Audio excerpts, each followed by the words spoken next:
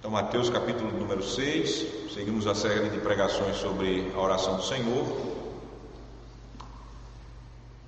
Diz assim a palavra de Cristo, Mateus 6, 9: Portanto, vós orareis assim: Pai nosso, que estás nos céus, santificado seja o teu nome.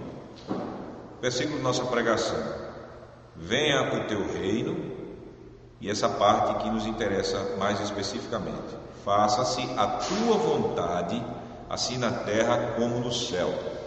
Agora vamos para a confissão de nossa fé, Catecismo de Heidelberg, o domingo de número 49, que nos exporá a doutrina na terceira petição que nós acabamos de ler, da oração do Senhor.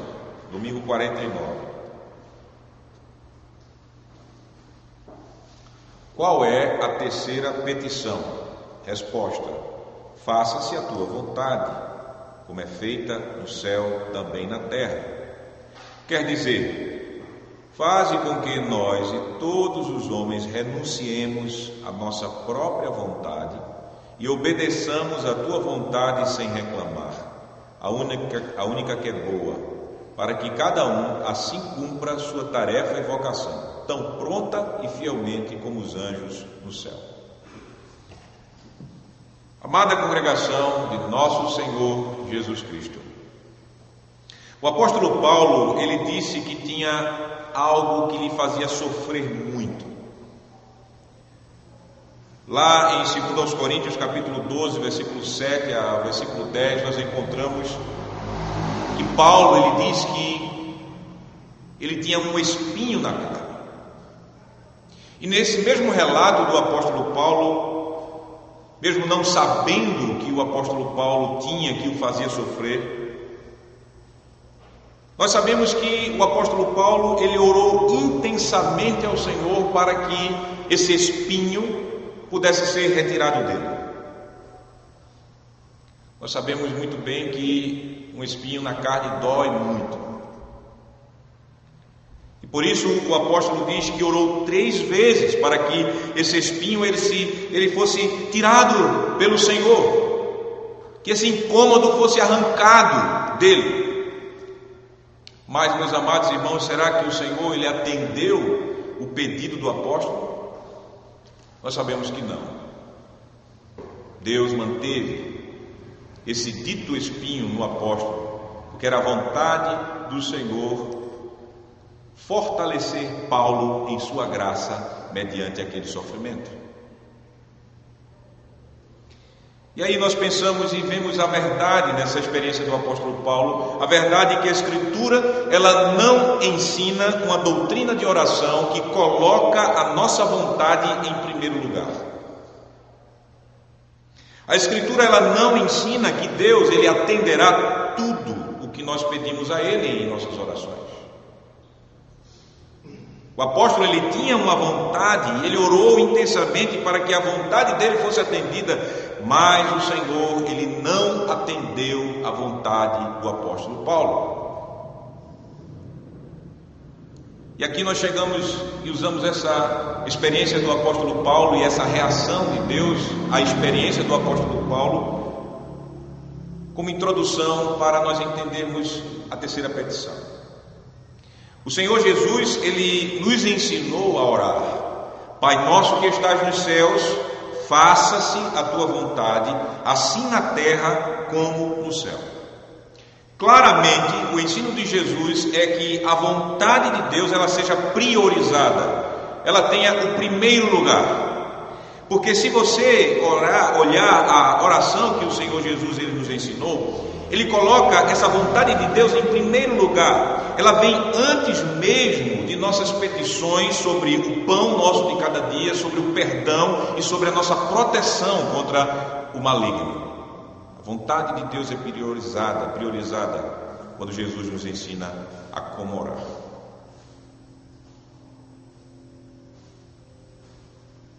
Jesus disse: faça-se a tua vontade.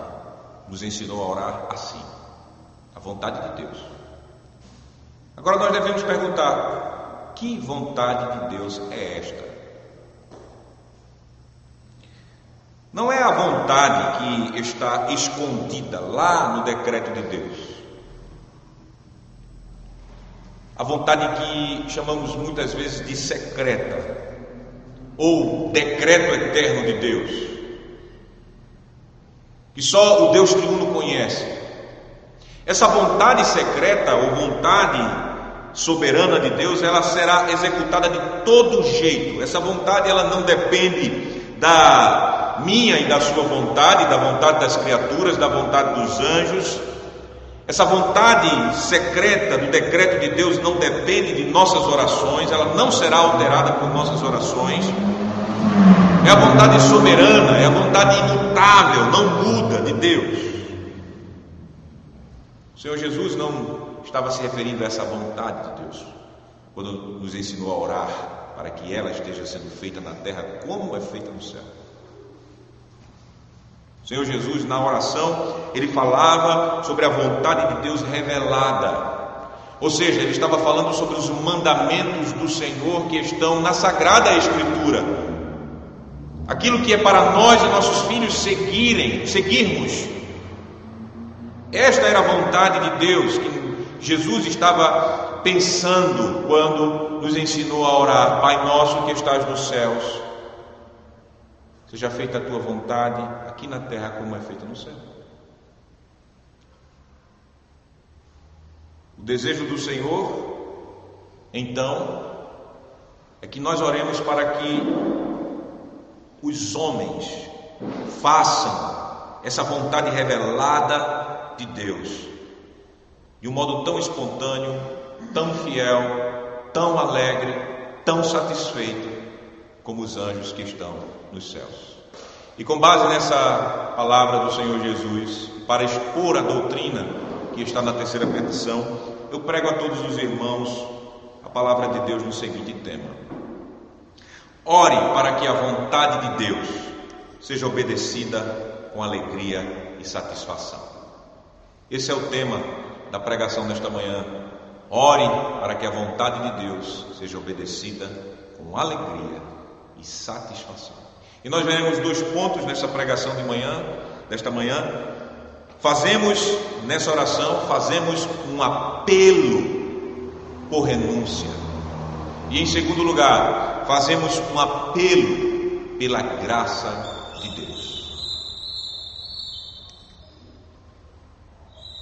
Amados irmãos, uma das exigências para nós sermos recebidos no reino de Deus, para sermos discípulos verdadeiros de Jesus, o Senhor Jesus disse, Mateus capítulo 16, versículo 24, ele disse: se alguém quer vir após mim, a si mesmo se negue, tome a sua cruz e siga-me. Essa é a exigência de Jesus para os seus súditos, para os seus discípulos: renúncia. Renúncia é a palavra agora. O chamado cristão é: renuncie a você mesmo por amor de Jesus Cristo. Sem esse negar a si mesmo, não somos discípulos de Jesus, não somos súditos do reino de Deus. Se não renunciarmos a nós mesmos, nós estaremos ainda no velho caminho de nosso pai Adão. Eu acho que todos vocês lembram desse nosso velho pai Adão. Adão que, mesmo sendo criado em perfeição e bondade,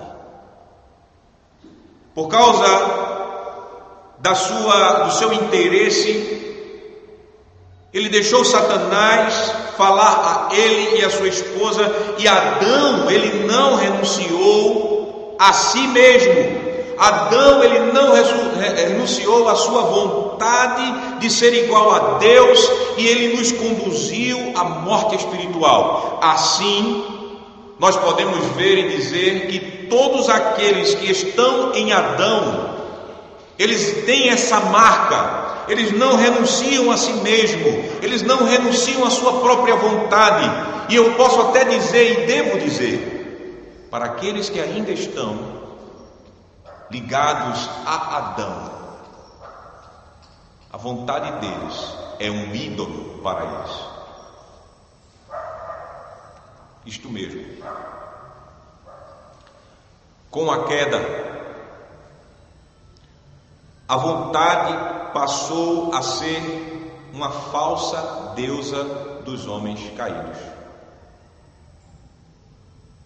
Por isso, os homens caídos, eles acham que a fonte da felicidade deles e do bem para eles está em suas vontades, independentemente se essa vontade ela é a favor das coisas que Deus se agrada ou não.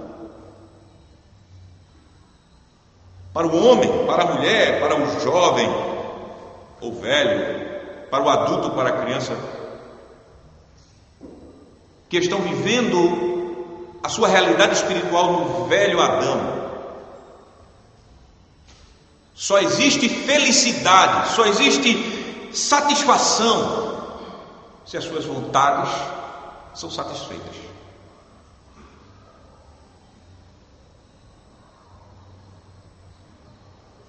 Agora notem o que Jesus nos ensinou. Jesus nos ensinou a orarmos como pessoas regeneradas, ou seja, pessoas que foram nascidas de novo. Pessoas que renunciam a si mesmas e à falsa deusa vontade. Quando oramos conforme a terceira petição, para que a vontade de Deus seja feita na terra como no céu, nós estamos fazendo um apelo, na verdade. Nós estamos apelando a Deus por renúncia a nós mesmos. Nós estamos apelando a Deus por renúncia à nossa vontade, porque nós reconhecemos, agora que estamos regenerados pelo Espírito do Senhor, nós reconhecemos que a nossa vontade, ela é imperfeita e má, porque a única vontade que é perfeita e boa é a de Deus. Nós estamos assim abrindo mão do nosso eu. Nós estamos abrindo mão de nossa vontade. Nós estamos reconhecendo que somente a vontade de Deus é boa.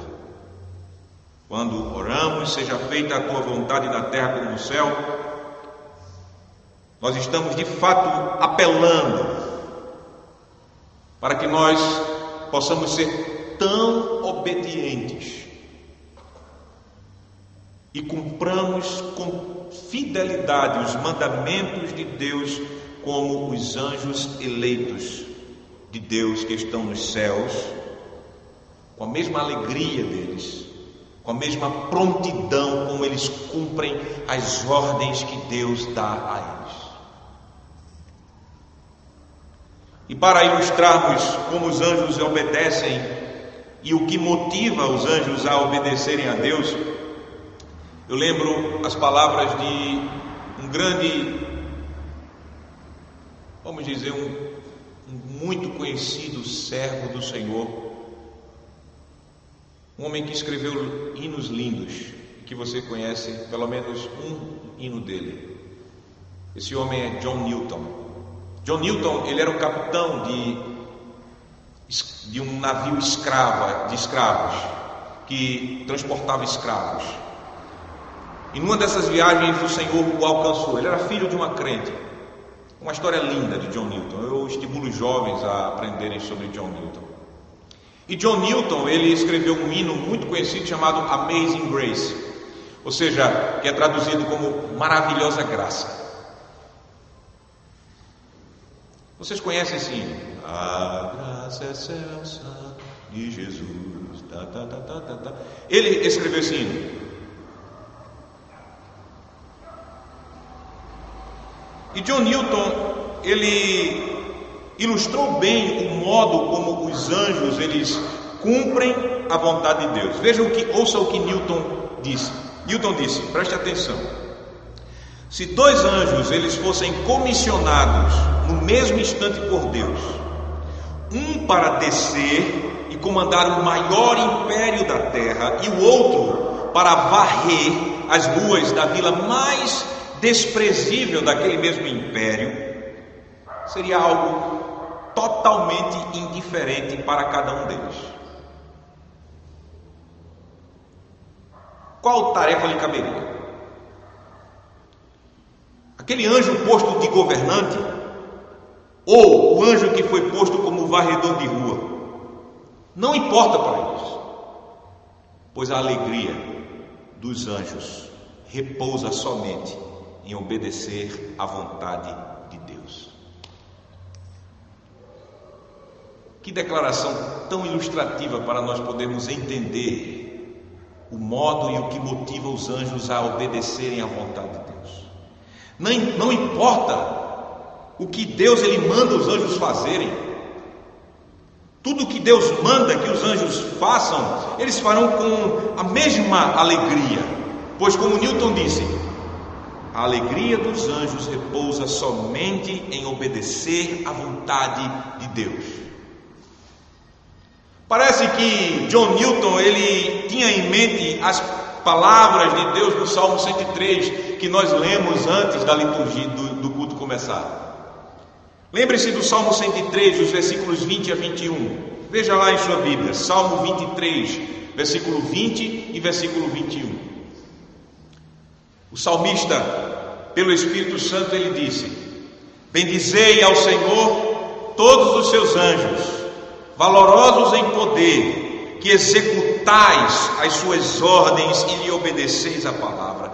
Bendizei ao Senhor todos os seus exércitos, vós, ministros seus, que fazeis a sua vontade. O Salmo, ele está mostrando que o Senhor, ele tem exércitos de anjos. Se você ler a Escritura, especialmente o livro de Apocalipse, você vai ver Deus com as miríades, com os milhares de anjos, exércitos inteiros de anjos com Ele no céu. E notem que os anjos, eles são tidos como servos de Deus, porque o Salmo fala ministros de Deus, aqueles que servem, que ministram. E o Salmo também mostra que os anjos estão bem atentos à voz de Deus. Eles estão assim, sim, bem atentos, em prontidão. E o Salmo nos diz que os anjos, eles executam os desejos de Deus com prontidão, de bom feito, de modo bem feito, que diga, de modo bem feito, sem relaxamento, sem preguiça, sem murmurações. Por quê? Porque a alegria dos anjos, lembro John Newton, repousa, descansa, está somente em cumprir a vontade prazerosa de Deus, aquilo que dá prazer a Deus, aquilo que Deus quer fazer. Assim os anjos, eles executam o chamado deles, a vocação deles, porque eles foram criados, eles são seres criados para este fim, com esse chamado, com essa vocação, cumprir a vontade de Deus, para a glória de Deus. Por isso, lendo as Escrituras, nós vemos que o ministério dos anjos, e nós vemos como eles faziam esse ministério com tanta alegria e com tanta prontidão quando Deus falava a eles. Não importava para os anjos, Deus poderia dizer a ele: olha, vão agora destruir aquelas cidades daquela campina onde ficava Sodoma e Gomorra. Os anjos eles iam. Vão agora mesmo, vão ficar na frente daquele profeta, vá torar a cabeça daquele profeta. Balaão, a burra viu, tentou impedir, mas aquele anjo foi sem reclamar. Ou até mesmo livre os apóstolos que estavam presos, os anjos iam.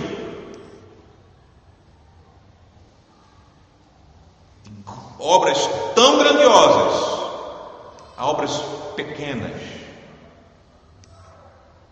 os anjos prontamente iam. Para os anjos, missão dada é missão que deve ser cumprida. Eles fazem tudo com prazer, pronta, completa, imediatamente. Partem para cumprir. Então veja, meus amados irmãos em Cristo, se nós oramos, seja feita a sua vontade, assim na terra como no céu, nós estamos pedindo um padrão de obediência angelical, ou seja, dos anjos. Oramos para que nós e todos os homens na terra, não somente nós, mas todos os homens na terra sejam tão alegres, tão satisfeitos, tão prontos para obedecer a Deus quanto os anjos são obedientes no céu. Nós estamos apelando assim claramente por nossa renúncia, e não só a nossa renúncia, mas nós estamos também apelando pela renúncia de todos os homens. Renúncia a si mesmos, renúncia às suas vontades. Mas existe algo complicador para nós, seres humanos caídos. Que algo complicador é isso? Nós não somos anjos eleitos. Tem algum anjinho aqui? Nenhuma criança, nem Léo é um anjo aqui. Não existe anjo, não existe essa de um ser humano depois da queda que seja um anjinho.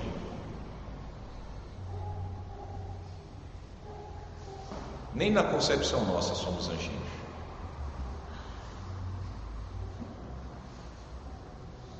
Nossa realidade é diferente daqueles anjos que a Bíblia fala de anjos eleitos, que são os anjos que foram preservados dentro do decreto de Deus, e assim eles não cederam à corrupção de Satanás nos céus, e agiu no céu primeiramente antes de agir na terra. Satanás corrompeu, levou consigo uma parte dos seres angelicais em sua rebelião angelical contra Deus, mas uma outra parte, como 1 Pedro nos diz, Deus ele preservou, fazendo assim na sua soberania que certo e grande número de anjos não seguissem a Satanás. A eleição também existe para anjos, por isso que a Bíblia fala de anjos eleitos. Nós não somos como os anjos eleitos. A nossa vontade, ela foi corrompida, ela foi pervertida pelo pecado, porque a nossa natureza, ela foi corrompida e pervertida na queda. Nós já somos concebidos e nascidos em pecado. Nós já saímos de nossas mães e nós já desviamos-nos para toda mentira, para todo o mal. Isso é o que nós somos, segundo a palavra do Senhor. Nós homens, com exceção de Cristo Jesus, nosso Salvador. Porque nós somos homens caídos. E como nós já ouvimos neste sermão, a nossa vontade, porque faz parte da nossa natureza, ela foi tão corrompida com a queda, que aquilo que eu desejo fazer, aquilo que eu quero, a minha vontade caída, se tornou uma deusa falsa para mim. Eu falo para mim no sentido de ser um homem. E por isso, as pessoas fora de Jesus Cristo, ou seja, as pessoas que estão mortas em seus delitos e pecados, elas manifestam essa idolatria da vontade. Elas manifestam isto por meio de todos os seus atos que colocam a vontade delas acima da vontade de Deus. Todos os seus atos que manifestam a sua vontade, que é inimiga de Deus, porque é segundo a carne, ou seja, segundo a velha natureza, corrompida em pecado.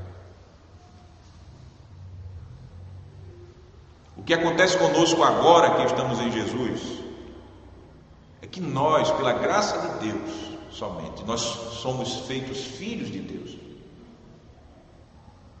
E pela graça de Deus, nós somos regenerados. Pela graça de Deus, fomos feitos novas criaturas. Mas essa realidade que nós temos em Cristo Jesus, o nosso Salvador, não retira de nós a velha luta que nós temos contra o nosso velho eu e contra as nossas velhas idolatrias, que uma dessas idolatrias é a idolatria da vontade. E por isso que, apesar de sermos novas criaturas, temos uma luta dentro de nós.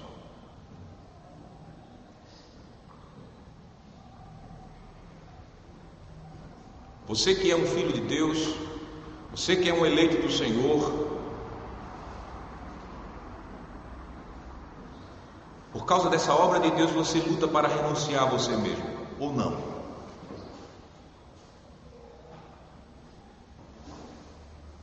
Por causa dessa obra do Espírito em você, você reconhece que a sua vontade nela mesma é imperfeita e má.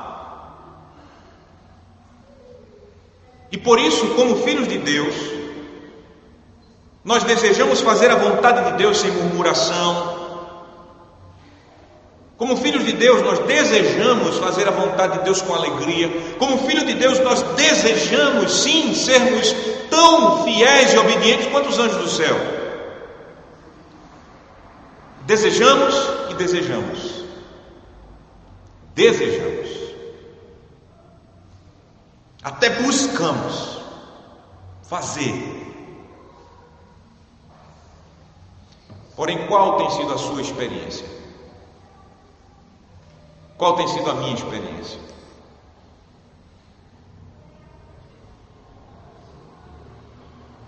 O que ocorre conosco muitas vezes em nossos relacionamentos com o nosso próximo, em nossa casa, na igreja, na sociedade?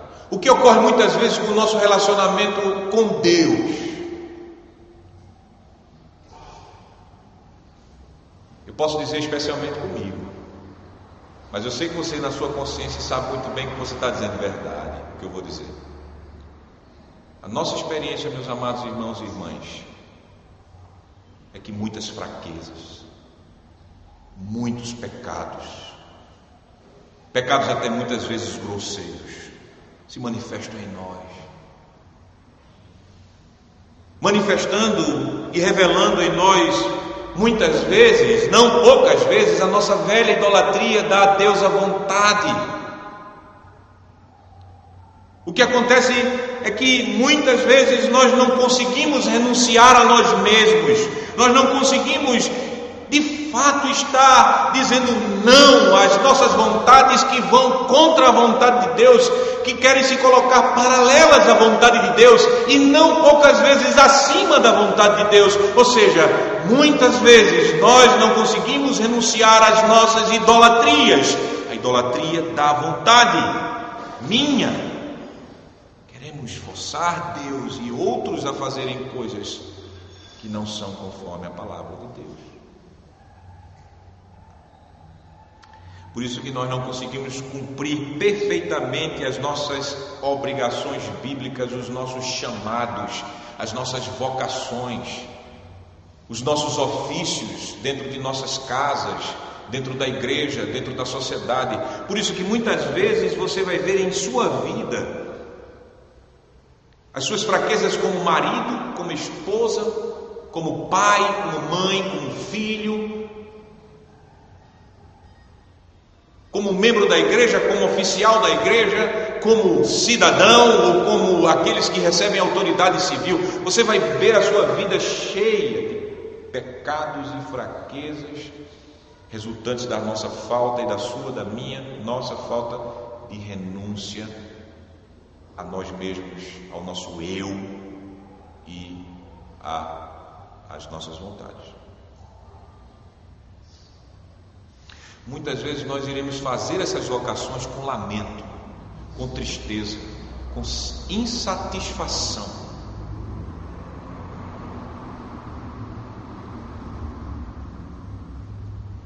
Essa é a nossa experiência. Pelo menos a minha, eu posso dizer que sim também.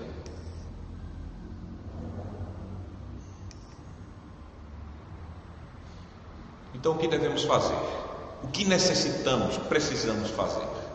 Diante dessa experiência, desse fato, da nossa realidade como filhos de Deus, mas que vive ainda na terra quebrada pelo pecado, que vive ainda sob as consequências da queda, que vive ainda nessa mortificação do velho eu. O que nós devemos e precisamos fazer? Será que nós devemos desesperar? Será que nós devemos desistir por causa de nossas fraquezas e pecados, desistir da nossa caminhada? Não, meus irmãos. Devemos confessar nossas fraquezas, nossos pecados a Deus. Nós devemos rogar ao Pai: faça-se a tua vontade, assim na terra como no céu. Nós necessitamos assim apelar pela graça de Deus. Entendam que a renúncia do nosso eu e da nossa própria vontade é uma responsabilidade sua, que a Bíblia coloca, minha. Eu e você devemos lutar para renunciar a nós mesmos. Devemos, eu e você, lutar para ver os mandamentos de Deus e colocá-los em primeiro lugar em nossas vidas. Isso é responsabilidade. Por isso que Jesus ele fala: negue-se a si mesmo. Mas existe outro lado dessa verdade, que é como uma moeda que tem duas faces: a nossa responsabilidade e a ação santificadora soberana do Espírito em nós. Nós devemos entender que a renúncia, a nossa própria vontade, é uma obra também da graça de Deus em nós. Estou falando para os crentes.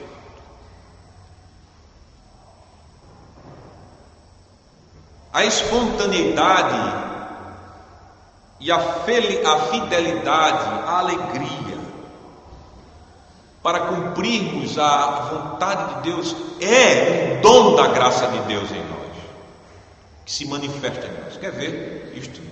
Veja Filipenses, por favor, 2,13. O apóstolo, pelo Espírito, ele ensina a igreja em Filipos. Filipenses 2,13 diz: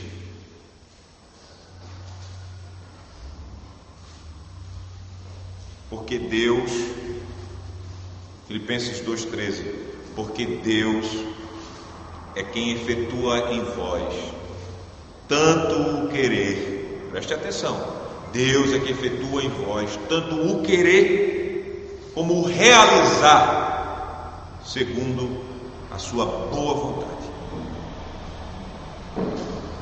Deus é que efetua em você o querer e o realizar segundo a sua boa vontade.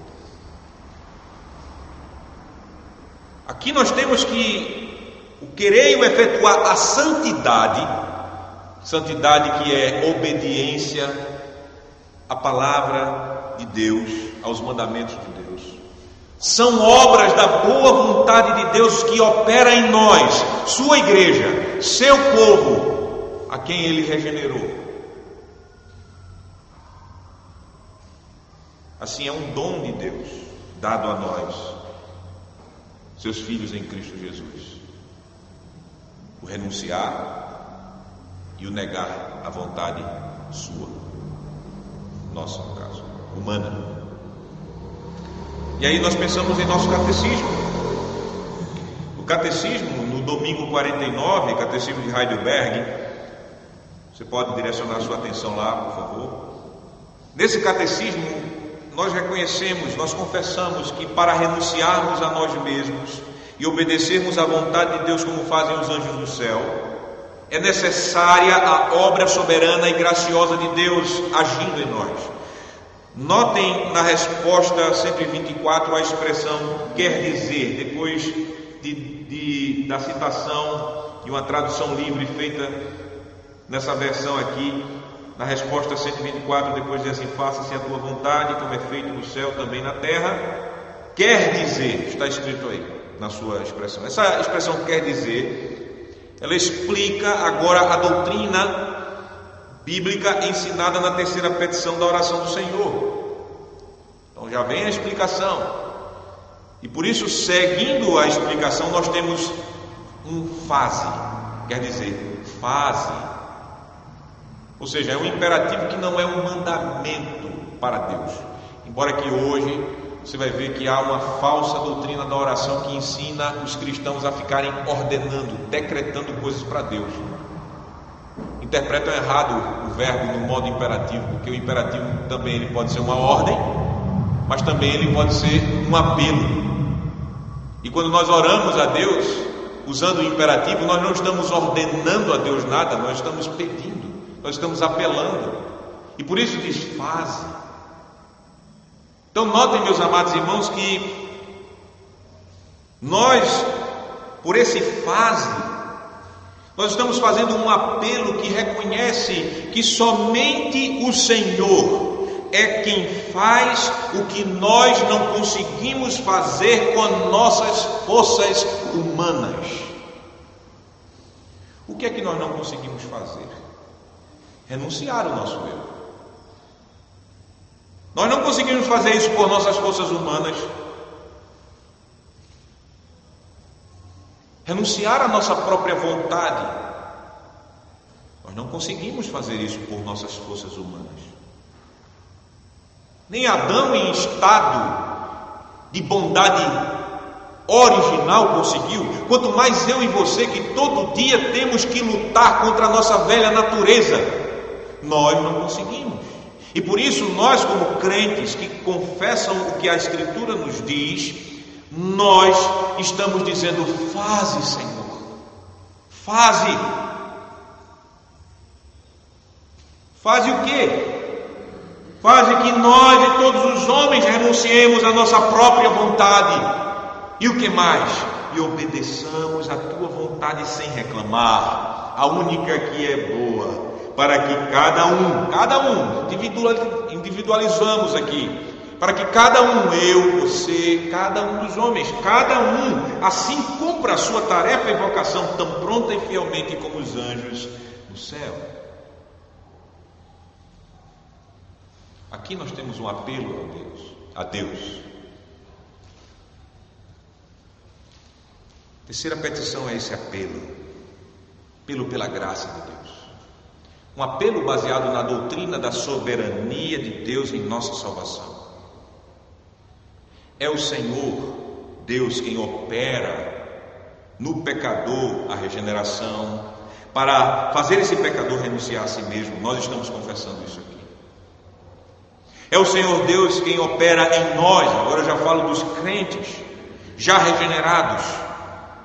Ele opera em nós para que a nossa vontade, que antes era morta e inimiga de Deus em nossos pecados, depois da regeneração ela passe a responder à vontade de Deus com alegria, com satisfação, fazendo aquilo que Deus ele revela em sua palavra. Nós oramos assim: faze, reconhecendo que é o Senhor quem opera em nós tanto o querer quanto o efetuar conforme a vontade dele. É o Senhor Deus quem nos faz tudo isso em nós pelo poder do Espírito Santo, que vive e que opera em nós a cada dia, a cada momento, usando a pregação da palavra, usando o ensino da Sagrada Escritura, usando os meios de sua graça, meios estes também que incluem a oração.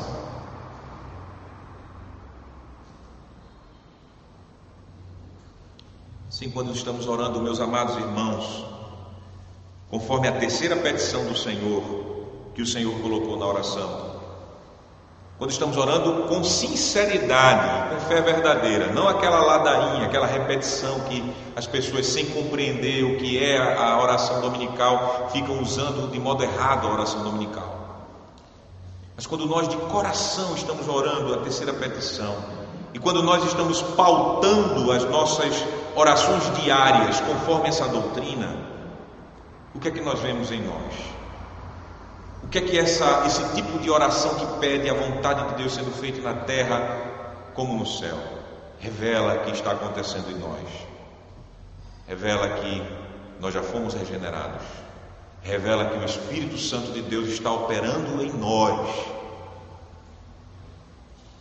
porque somente novas criaturas apelam pela graça de Deus para que elas possam renunciar a si mesmo e às suas vontades mais. Só crente pode orar assim.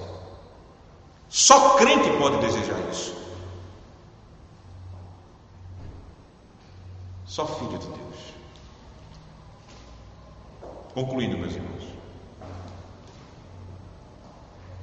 eu pergunto a você que é crente, que é filho de Deus, filha de Deus, será que você pode abrir mão da oração para que você possa cumprir o seu chamado cristão, a sua vocação cristã?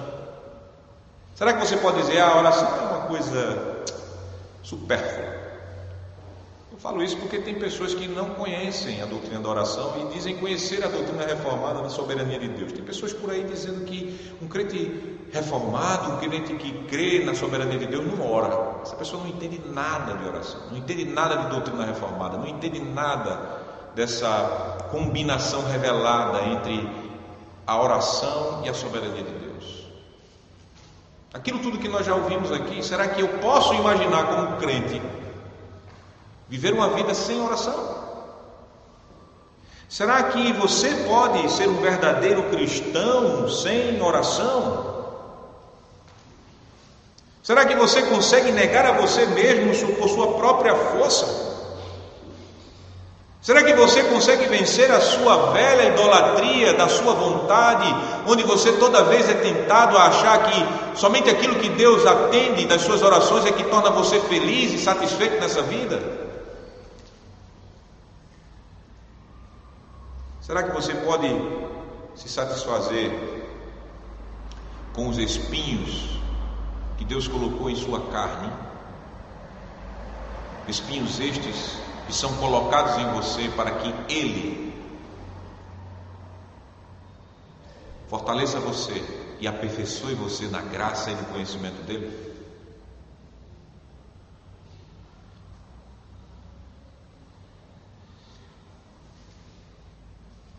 Eu acho que você já conheceu, e aqueles que trabalham pela graça de Deus no ministério, nos ofícios dentro da igreja, sabem muito bem que muitos cristãos eles são fracos na renúncia de suas vontades e não são alegres e satisfeitos nas suas vocações ou com a providência de Deus. Mesmo esses crentes, recebendo a revelação de Deus, especialmente nos domingos, em toda a pregação fiel. Eu vou dar um exemplo para ser bem claro o que eu quero dizer. 1 Tessalonicenses capítulo 5, versículo 18, o apóstolo Paulo, ele dá um mandamento para a igreja de Tessalônica. Ele diz: em tudo dê graças, em tudo dai graças, porque esta é a vontade de Deus para convosco. Você prestou atenção no que o Espírito está dizendo para você? O Espírito está dizendo para você e para mim também. Começa de mim, que o primeiro ouvido aqui é o meu, nessa pregação. O Espírito Santo está dizendo para você: em tudo você dê graças a Deus, porque essa é a vontade de Deus para com a sua vida. Isso não é a vontade de Deus revelada a nós? Está na Bíblia. É para mim, para você, para nós, nossos filhos. Tudo que está revelado. Deuteronômio 29, 29.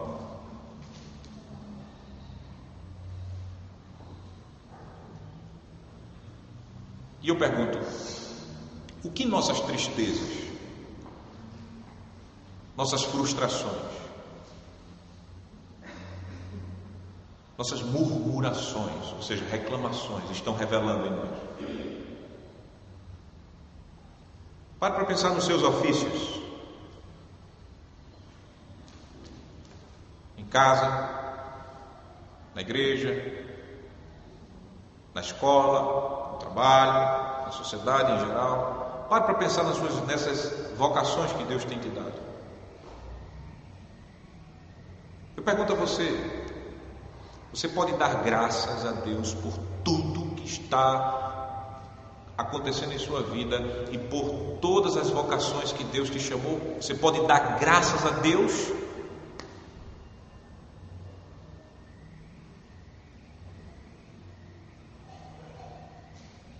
Você pode dar graças a Deus até mesmo pelos espinhos na carne que Ele tem te dado? Você pode dar graças a Deus por seu casamento, você pode dar graças a Deus por sua esposa, esposo, por seus filhos, por seus pais, por seu emprego, por sua saúde, por sua doença.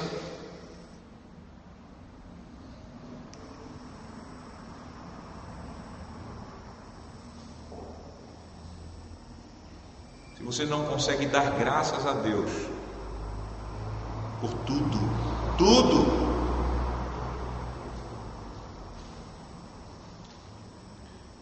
talvez você tenha um ídolo escondido no seu coração.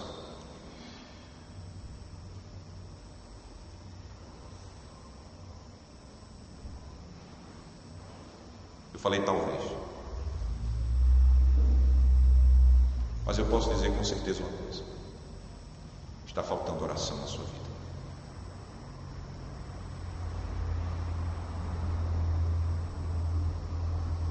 Você precisa. Se você não está mostrando alegria no seu viver, se você não está mostrando satisfação na vontade de Deus, se a sua vida é só murmuração, reclamação, mesmo que não saia nem por sua boca, mas no seu coração, que Deus escuta ele, o que está no seu coração, Ele vê. Você precisa se derramar diante do Senhor. Você precisa intensamente orar sem cessar, como a Bíblia diz. Orar conforme essa doutrina que Jesus está dizendo a nós na terceira petição: Pai, faça a tua vontade aqui na terra como é feita no céu. Pai, que seja feita assim.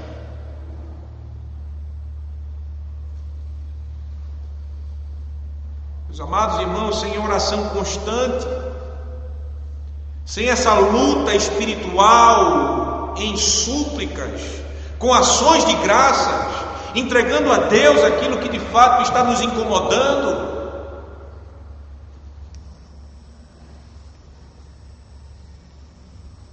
aquilo que não está conforme a nossa vontade, que nós achamos que é bom e que por causa disso deixa-nos tristes, frustrados, insatisfeitos, amargos.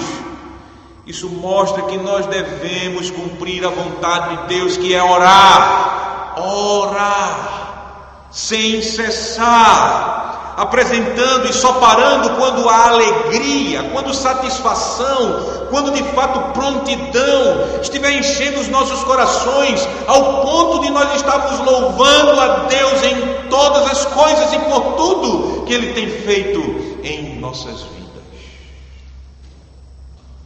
Orar até transbordar. Quando você está enchendo um copo de Coca-Cola,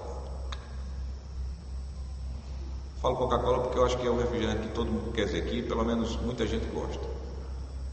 Parece que você fica desejando que ele seja transbordante. E o camarada só para de colocar, papai e mamãe só para de colocar Coca-Cola no seu copo quando estiver transbordando. Faça isso em relação à oração. Tem tristeza, tem insatisfação, tem murmuração, comece a orar até que tudo isso saia e transborde de você, e saia e só fique alegria, só fique satisfação, só fique contentamento. Ora,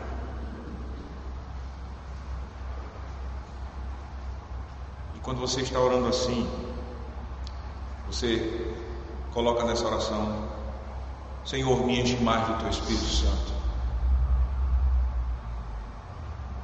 Enche mais do teu Espírito Santo a mim, Senhor. Dá-me mais do Espírito daquele que considerou a tua vontade como sendo o que é necessário para a sobrevivência dele, comida e bebida. Quem foi que considerou a vontade de Deus como comida e bebida? Jesus. E o Espírito Santo é de Jesus. E comece a orar: Senhor, me enche do Espírito de Cristo em minha vida. Enche-me para eu sentir tão saborosa a tua comida, a tua vontade, para eu sentir tão necessária a tua vontade para me nutrir.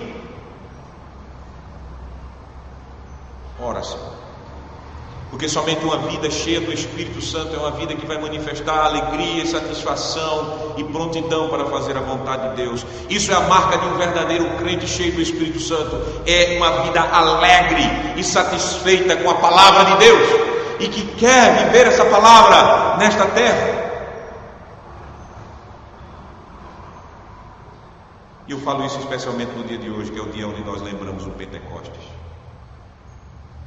Quando naquele tempo, há muitos anos atrás, mais de 2000 anos atrás, Jesus Cristo, ele batizou a sua igreja com o Espírito Santo. Jesus Cristo, ele derramou o seu Espírito em nós, e esse Espírito agora vive em nós. Ele habita em nós, e Ele está aplicando em nós tudo aquilo que Jesus conquistou para nós, na cruz e na ressurreição. O mesmo Espírito que regenerou você, o mesmo Espírito que levou a pregação da palavra até você, que lhe concedeu a fé, que lhe concedeu o arrependimento, que fez você cair aos pés de Jesus, que faz você ter uma vontade renovada, viva para Deus. O mesmo Espírito que o Senhor distribuiu a cada um dos membros de sua igreja eleita. Você tem, o Evangelho diz isto, e por isso ora segundo a palavra de Deus e pede ao Senhor com um coração cheio de vontade: enche-me do teu Espírito, Senhor.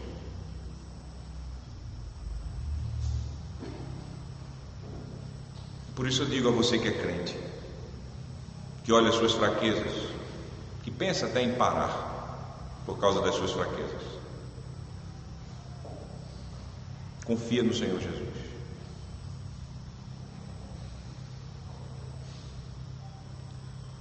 Saiba que foi Ele que te escolheu quando viu você em pecado, em morte, e Ele te salvou. Ele quis morrer por você nessa situação, e Ele te deu o Espírito dele para você viver. Não foi por causa, Ele não te salvou porque viu que você seria perfeito, tanto quanto os anjos do céu, para cumprir a vontade dele. Não. Ele te salvou para que você viva para a glória de Deus. E isso significa dizer: viva cumprindo a vontade de Deus na terra. E faça isso não para ser salvo, mas faça isso porque é salvo, porque ama a vontade de Deus, porque ama a Deus, porque se alegra em fazer a vontade de Deus, porque se satisfaz em fazer a vontade de Deus, por causa da salvação que Deus te deu. Faça isso com alegria, faça isso com satisfação, faça isto, porque esse é o teu chamado, é a tua vocação. Então que o Senhor Jesus, por meio da sua palavra trazida a nós nesta manhã,